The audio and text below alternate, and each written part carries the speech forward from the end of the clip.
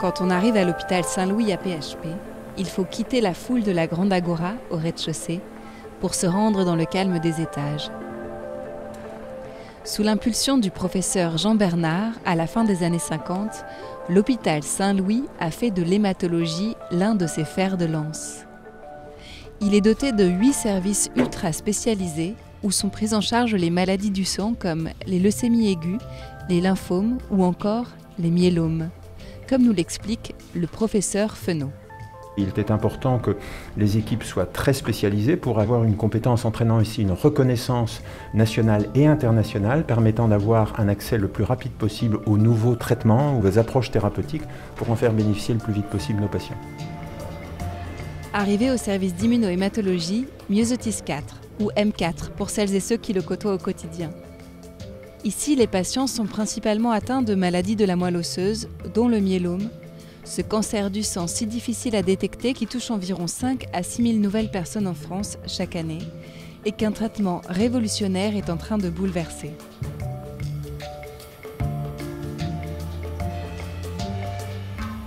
L'assistance publique Hôpitaux de Paris présente Dans la seringue, au cœur de la santé, avec les femmes et les hommes qui font la PHP. Une collection de podcasts qui permet de mieux connaître les maladies et leur prise en charge. 2e épisode, myélome, l'invisible cancer du sang vu depuis l'hôpital Saint-Louis à PHP.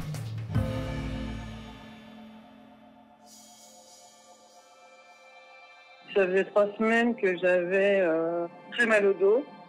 Je suis allée voir la généraliste, on a cru que c'était une lombalgie, j'ai vu un ostéo qui lui m'a dit c'est bizarre, j'ai l'impression que ça vient pas du dos. J'ai éternué très fortement en signant l'achat d'une voiture. Les gens chez qui j'étais, il faisait pas chaud, j'ai attrapé froid chez eux, j'ai éternué et ça m'a cassé les côtes. Et ce qu'il faut bien comprendre, c'est que c'est une maladie extrêmement hétérogène.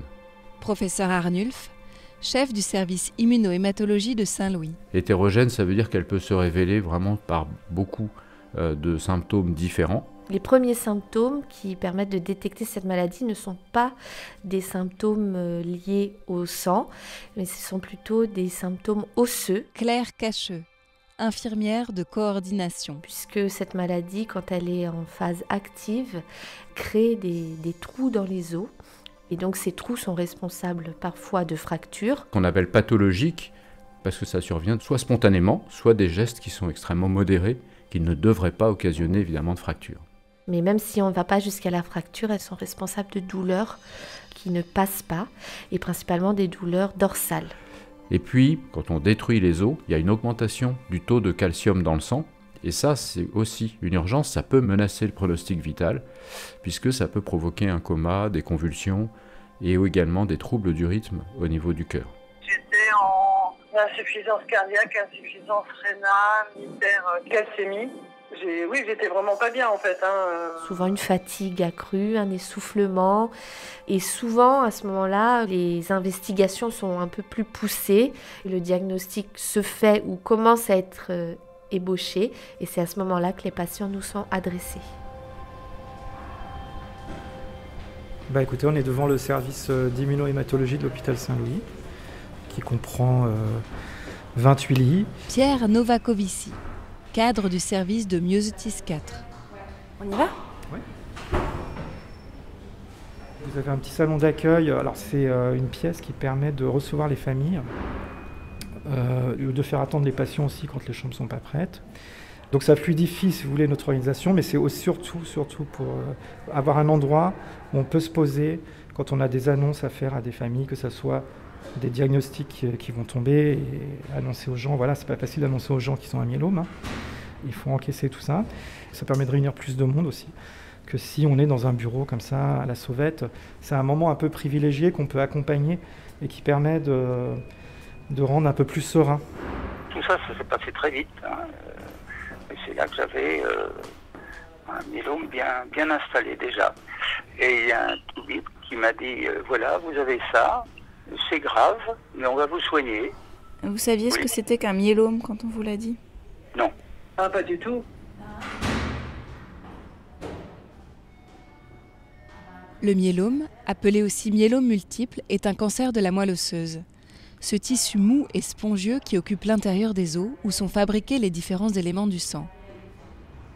La moelle osseuse produit notamment des plasmocytes, sortes de globules blancs dont l'organisme a besoin pour se défendre. Mais chez les patients atteints d'un myélome, ces plasmocytes sont anormaux et produits en très grand nombre, si bien qu'ils prennent la place des cellules saines, globules blancs, rouges et plaquettes. D'où la multitude des complications et des symptômes que l'on a évoqués. Et quand le diagnostic est posé, à ce moment-là, il y a une réunion multidisciplinaire qui permet d'envisager le schéma thérapeutique. Donc le schéma thérapeutique, il est différent en fonction du profil des patients, notamment de leur âge et de leur état général. Donc en dessous de 70 ans, il y a un projet thérapeutique avec une autogreffe. Quand ils sont au-dessus de 70 ans, il y a un parcours, on va dire, avec uniquement de la chimiothérapie, sans passer par l'autogreffe. Dans cet épisode, nous allons parcourir 2 traitements différents du myélome. Celui mentionné par Claire Cacheux, l'autogreffe de la moelle osseuse, et un nouveau traitement, les carticelles, véritable espoir pour guérir la maladie. L'autogreffe consiste à prélever au patient des cellules souches qui lui seront réimplantées ultérieurement. Étape 1. Pour récupérer ces cellules, il faut stimuler la moelle osseuse pour que ces dernières débordent dans le sang. Étape 2. C'est alors que le patient descend au premier étage au service d'aphérèse thérapeutique. Donc c'est un service en open space, les patients se voient, ils sont quand même bien protégés de la vue des uns des autres avec des paravents. Vincent Ligneux, infirmier en aphérèse thérapeutique. Donc voilà, la séparation de cellules se fait avec cette machine. Une machine qui va être une centrifugeuse, qui va centrifuger le sang du patient et en extraire les cellules souches, c'est-à-dire les plus petites, les plus immatures de la moelle osseuse. Il y a des roues qui tournent, on voit des petites roues qui tournent. Tout à fait, donc il y a un système, c'est un système clos. C'est comme ça qu'on va pouvoir les recueillir par un système de filtration du sang. Avec de l'anticoagulant pour éviter tout thrombus dans le circuit. Plein de sachets qui sont suspendus. Voilà, du sérum physiologique. Là, c'est la poche de collecte. D'accord. Donc, c'est des cellules qui seront réinjectées aux malades. Ça va, monsieur? Vous êtes engourdi? C'est bientôt fini. Alors, une séance, c'est 5 heures environ. Et en fonction de la vitesse à laquelle on arrive à récolter le nombre de cellules souhaitées, plusieurs millions, eh bien le patient peut venir plusieurs jours d'affilée faire le recueil. Exactement. Ça s'appelle l'aphérèse thérapeutique. Donc c'est terminé, on va pouvoir décharger le kit.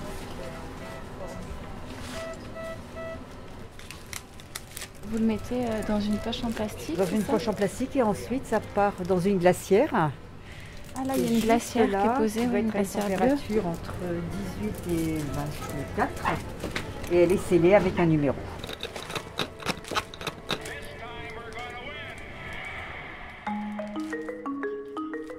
Étape 3.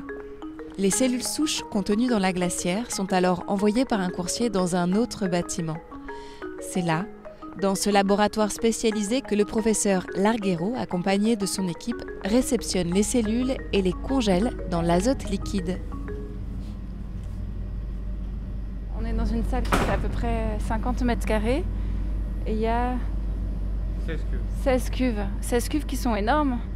Elles contiennent combien ces cuves? Elles contiennent 350 poches de greffons de cellules hématopoïétiques qui vont donc servir, on l'espère, à un moment, à être décongelés pour être greffés à des patients alors en situation autologue, c'est-à-dire que le patient est son propre donneur.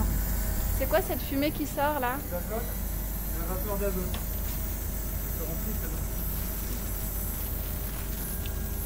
Oui, on voit que les tuyaux sont gelés. Les tuyaux à l'extérieur sont gelés là. Oui, donc c'est l'arrivée d'azote liquide, puisque chaque cuve contient de l'azote liquide, c'est-à-dire de l'azote à moins 196 degrés. Ce qui veut dire qu'on peut utiliser des greffons qui sont conservés ici depuis 1 an, 5 ans, 10 ans, 15 ans. Et les cellules se comportent très bien après la décongélation. Étape 4. Avant l'autogreffe, le patient doit subir une chimiothérapie intensive de 4 mois. Elle a pour but de détruire les cellules malades et de ralentir la progression du myélome. Ici, c'est quoi? C'est le poste de soins. Jonathan Troadec, infirmier. Et là, vous faites quoi? Je prépare mes soins pour ma journée. Ok. Qu'est-ce qu'il y a dans ces poches? Qu'est-ce qu'il y a? Il y a tout ce qu'on venait amener à passer aux patients, des antibiotiques, des trucs en vue des chimios. Cette chimio, elle n'a pas la capacité de cibler uniquement les cellules malades. Donc en fait, elle va détruire un peu tout ce qu'elle va trouver dans la moelle. Donc les plasmocytes malades, c'est parfait. Par contre, tout le reste, tout l'environnement également de la moelle osseuse va être tué, c'est-à-dire les globules rouges, les globules blancs et les plaquettes. En service, comme on a beaucoup de patients immunodéprimés, on se lave les mains tout le temps. On fait tout le temps attention, on touche tout avec des compresses. Étape 5. Une fois que la chimiothérapie a fait son effet, on réinjecte au patient ses propres cellules souches, qui sont saines. C'est donc là le principe de l'autogreffe. Et le temps que les cellules qu'on a réinjectées reviennent dans la moelle et reproduisent des éléments du sang et notamment des globules blancs, il y a une douzaine de jours où le patient n'a plus de défense. Du coup, là, ils vous gardent dans cette chambre protégée pour laisser le temps à votre système immunitaire de se refaire petit à petit. Aplasie simple, uniquement le masque. Qu'est-ce que ça veut dire? Qu'est-ce que ça veut dire? C'est une petite feuille qui est installée sur C'est parce que c'est un patient qui n'a plus d'immunité, qui est en aplasie, et que pour protéger le patient, on demande à ce qu'il y ait un masque. Mais aujourd'hui, de toute façon, on porte tout le temps notre masque avec le Covid. Donc il n'y a plus de... Sur des aplasies plus fortes, on va mettre une blouse, voilà, on va des gants, parfois. Voilà, parfois des gants. Voilà. En fait, on va mettre plus de matériel et il y aura un portique à l'entrée. Donc c'était pour faire la différence. J'étais enfermé 32 jours en chambre stérile. Ça, j'ai pas aimé ça. J'ai rien mangé. Ça passait pas.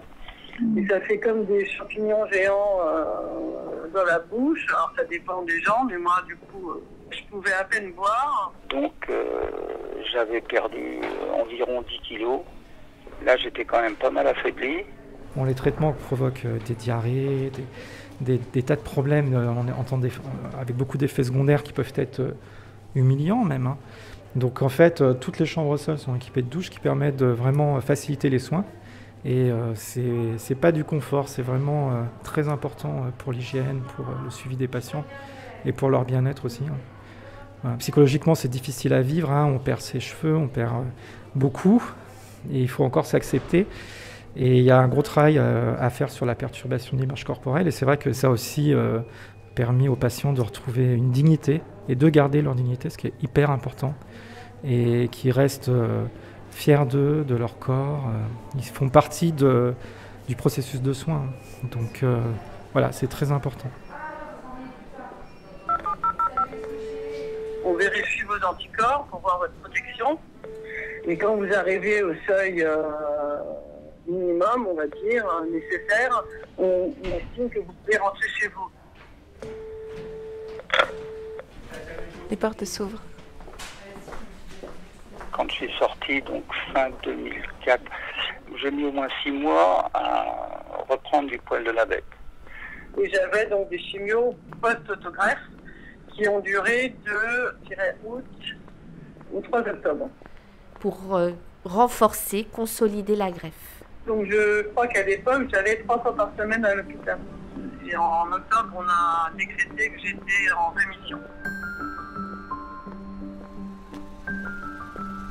Là, le patient, il reprend une vie peut-être pas complètement normale comme avant, mais quasi normale.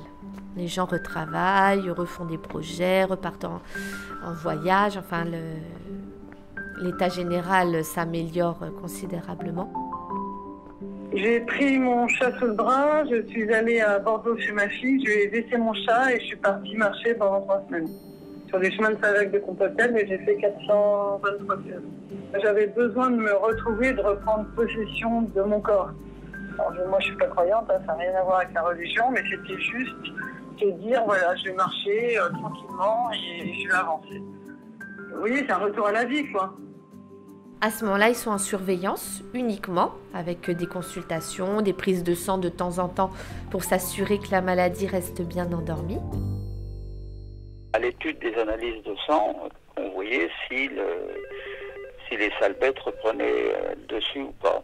On arrive à obtenir des rémissions, mais pas des guérisons. Donc qui dit rémission dit que la maladie s'est endormie, mais quand elle est endormie, on sait qu'elle pourra se réveiller.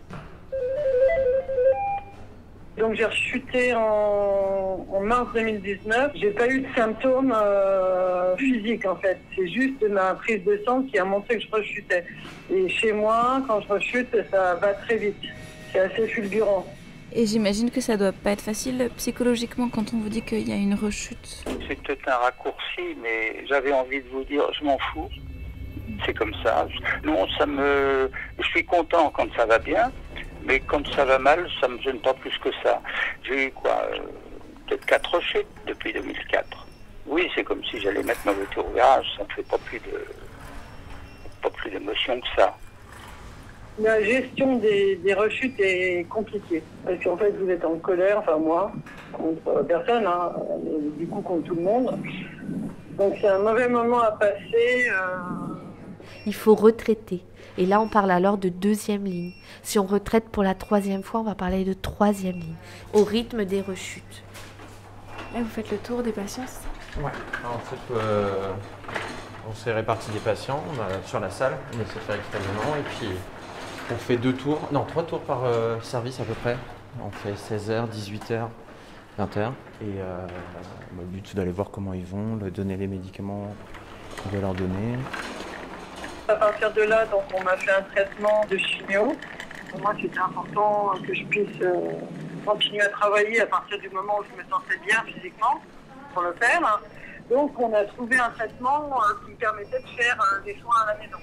Donc ça a duré de mars 2019 à septembre 2020, où là, j'ai rechuté. Donc malgré le traitement. La chimio, ouais. Dans la plupart des cas, c'est les cellules de la maladie qui ont développé des mécanismes de résistance. On veut, je dirais, les attaquer sous l'angle fabrication des anticorps. Qu'à cela ne tienne, elles ne fabriquent plus d'anticorps. Comme ça, elles sont résistantes. Une fois qu'on a utilisé tous les médicaments, il n'y a plus rien. Et on se retrouve démunis. C'est là où on m'a proposé le traitement des carticelles. Les carticelles, on en a entendu parler au début de l'année 2016.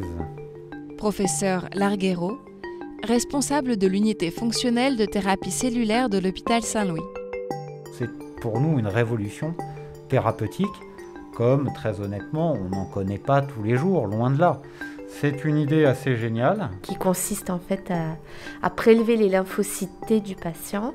C'est des cellules du système immunitaire qui sont spécialisées eux aussi dans la destruction des microbes.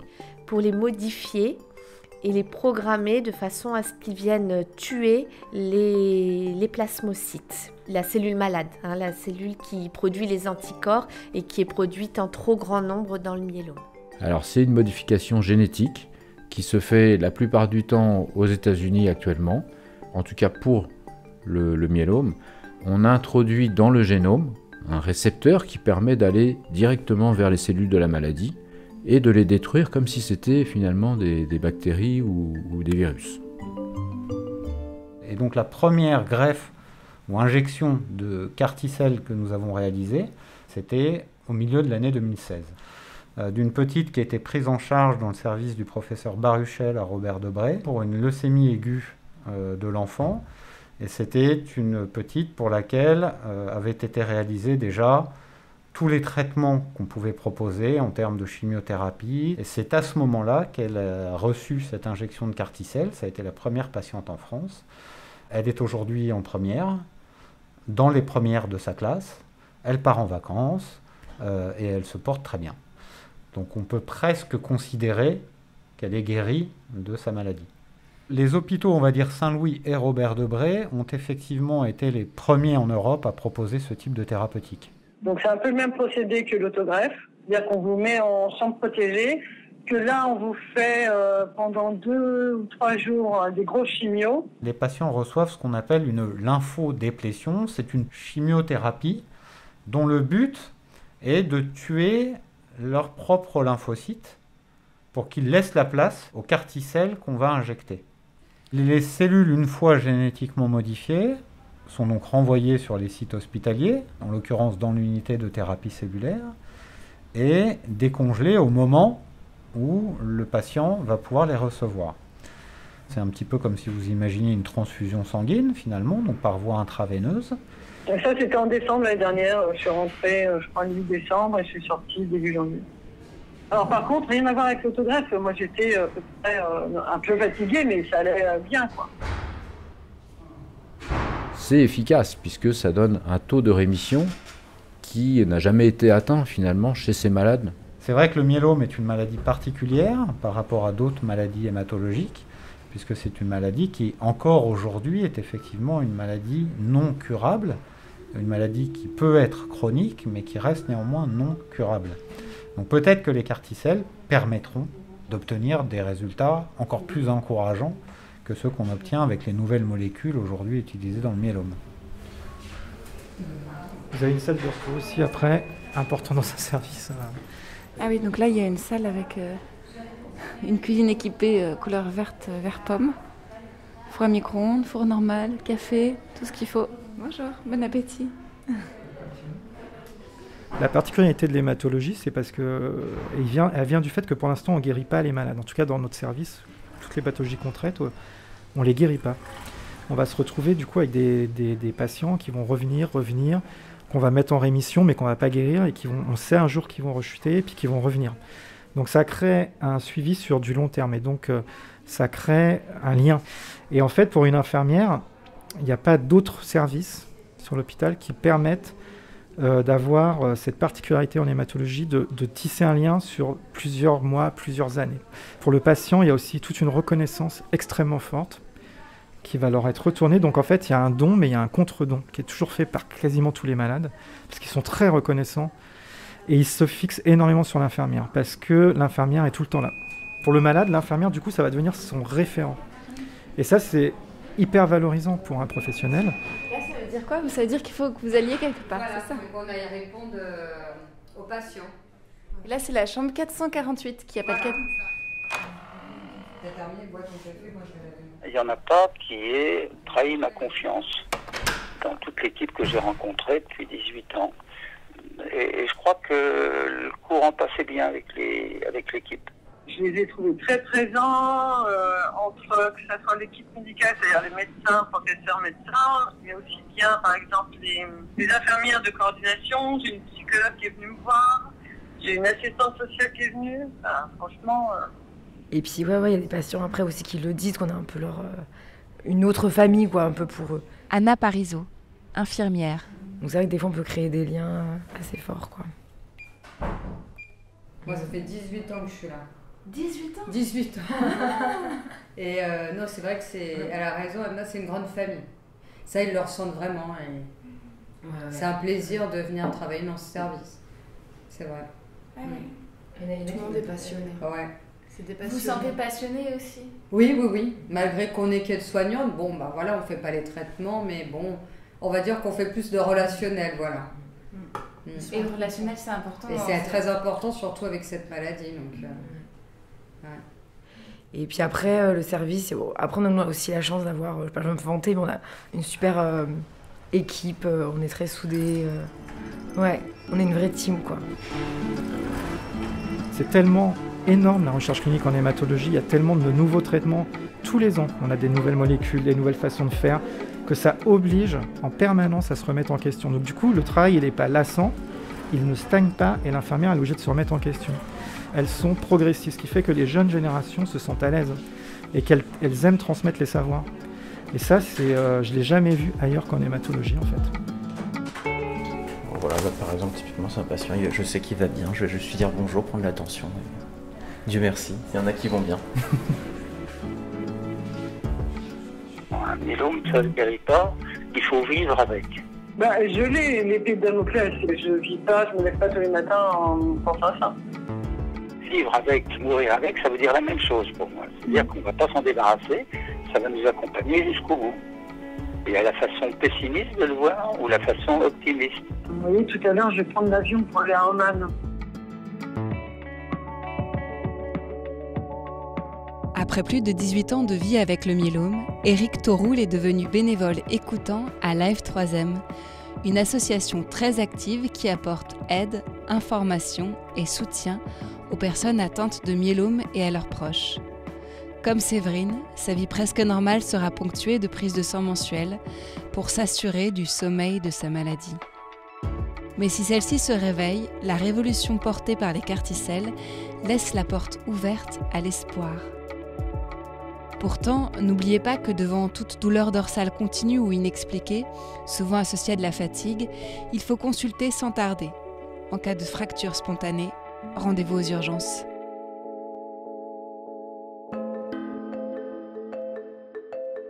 Dans cet épisode, vous venez d'entendre les patients Séverine et Éric Tauroul, l'infirmière Claire Cacheux, le professeur Fenot, le professeur Bertrand Arnulf, le cadre de service Pierre Novacovici, l'infirmier en affaires thérapeutiques Vincent Ligneux, le professeur Jérôme Larguero, l'infirmière Anna Parizeau et l'infirmier Jonathan Troadec, les aides-soignantes Corinne Déhédin et Dorothée Villaume. Merci à elles, à eux et au reste du personnel de nous avoir accordé de leur temps, Hélène Lacroix et Stéphanie Harel.